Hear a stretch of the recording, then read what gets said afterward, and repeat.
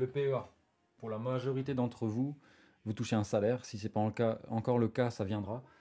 Mais on va dire que vous recevez tous votre salaire plus ou moins sur un compte courant. Salut Magatte. Sur un compte courant. Donc on va l'appeler courant. Donc sur ce compte courant, tac, et ça c'est l'enveloppe du PEA. Le PEA il est divisé en deux comptes, enfin en deux sous-comptes entre guillemets, si on peut appeler ça comme ça. Donc là-dessus vous allez recevoir votre argent, vous décidez d'allouer 50 euros de votre salaire pour investir dans des actions ou au moins pour ouvrir un PEA, pour bénéficier des avantages fiscaux, etc. etc. Donc on a un compte qui s'appelle un compte espèce.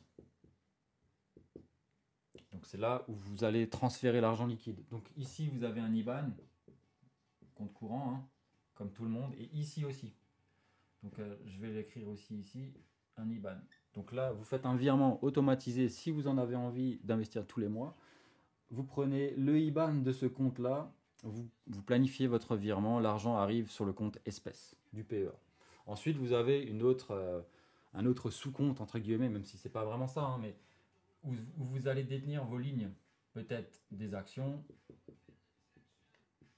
peut-être des ETF, etc., etc. Et donc du coup, quand vous voulez ramener les 50 euros du compte espèce pour acheter des actions, des ETF, vous allez donner un ordre d'achat. Il faut savoir que le courtier, il est bien gentil, mais il ne travaille pas gratuitement. Donc l'ordre d'achat, vous allez payer des frais, hein, et ça c'est aléatoire, enfin c'est selon les courtiers, il y a plus ou moins de frais. Et donc là, vous allez acheter avec vos 50 euros, je ne sais pas, une part d'ETF avec Trade Republic, on va prendre l'exemple de Trade Republic, ça vous coûte 1 euro. Voilà. Donc, si vous achetez une action à 50 euros, plus l'euro de frais de courtage, c'est 51 euros au total que vous allez dépenser pour acheter une action, un ETF par exemple, une part d'ETF. Voilà. Le PEA a la particularité, je vais juste raccourcir ici, la particularité du PEA, c'est que c'est limité à la zone Europe. Voilà, c'est pas possible d'acheter des actions aux USA, des actions Apple, Coca, Colgate-Palmolive, 3M, c'est impossible d'en acheter avec le PEA.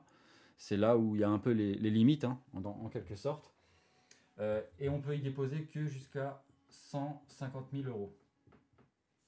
Et on peut en avoir que un par personne. C'est-à-dire que si tu as un PEA au Crédit Agricole et que tu as envie d'en ouvrir un chez Trade Republic, parce que tu t'es rendu compte que Crédit Agricole est en train de te plumer et te prend trop de frais, eh ben, tu as le choix. Soit tu clôtures celui du Crédit Agricole et tu en ouvres un chez Trade Republic, ou alors tu peux décider de le transférer. Et je te recommande de le transférer. Pourquoi? Parce que après 5 ans, tu as un avantage fiscal et ça te permet de payer 17,2% uniquement sur l'argent que tu vas retirer de ton PEA. Pourquoi? Parce que faut savoir une chose, tant que vous laissez l'argent au sein du PEA et que vous ne le retirez pas vers votre compte courant, vous payez aucun impôt. Ça veut dire, vous achetez une action totale qui vous reverse 3 euros par exemple de dividende. Le dividende va atterrir sur votre compte espèce et non sur votre compte courant. Ça va rester au sein du PEA. Et pareil, si vous revendez une action plus chère, je ne sais pas, vous achetez un total à 48 maintenant et dans 3 mois c'est de nouveau la folie, tout repart à la hausse.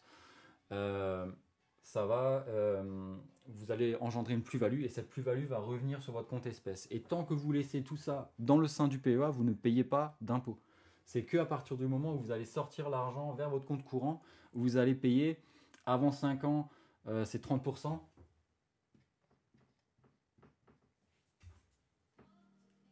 Et désolé les amis, je ne peux pas lire tous vos commentaires en même temps que j'explique, donc je reprendrai tout à la fin.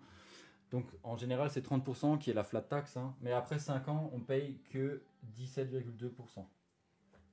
Et si on retire de l'argent pendant les 5 premières années, ça clôture automatiquement le PEA. C'est pour ça qu'il faut faire bien attention.